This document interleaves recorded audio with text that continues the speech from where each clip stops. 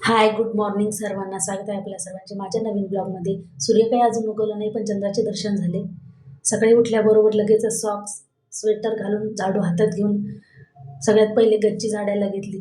गच्ची झाडून झाल्यानंतर गॅलरीत घेऊन पाहिले तर अंगण झाडायला जायचे होते, म्हणूनच गॅलरीतून वाकून पाहिले तर अंगणाची ही दशा झालेली आहे.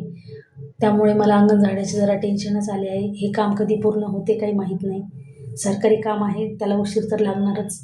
बरं, ते जाऊ द्या.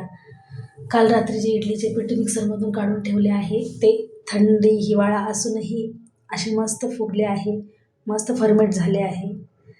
आज इडली करण्याचे कारण असे की आज शुक्रवार आहे, आहोंना सुट्टी असते, म्हणूनच आज काहीतरी नवीन खायला करावे म्हणून इडली करायला घेतली.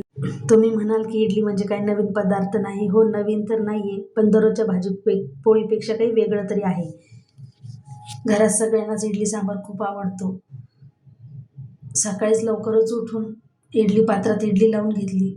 इडली तयार होत होती तोपर्यंतच लगेचच कुकरला एकीकडे डाळ लावून घेतली, पण त्याचा व्हिडिओ करता आला नाही. अशा प्रकारे इडलीसोबत खाण्यासाठी सांबार तयार करून घेतला. नुसता इडली सांबार तयार करून कसं जमेल, म्हणून लगेचच पालकची भाजी, पोळी हेही करून घेतलं. इडली वरण तयार झाल्यानंतर सगळ्यांना इडली वरण खायला दिले.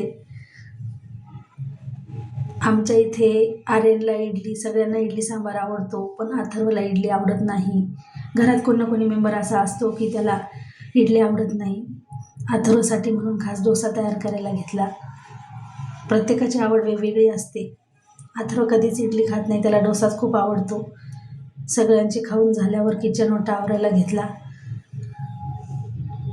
तेवढ्यात लगेचच लाईट गेली, म्हणून अंधारातच तशीच फरशी पुसून घेतली.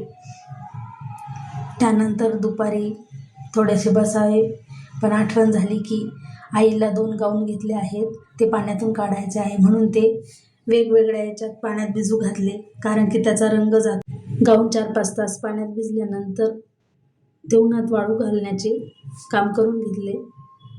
कालपासून घरात जाम आणून ठेवलेले आहेत, पण सकाळी खाऊ दुपारी खाऊ असं करू करू दुपार झाली, म्हणूनच लगेचच गच्चीवर थोडा वेळ उन्हात बसल्या बसल्या जाम खायला घेतला.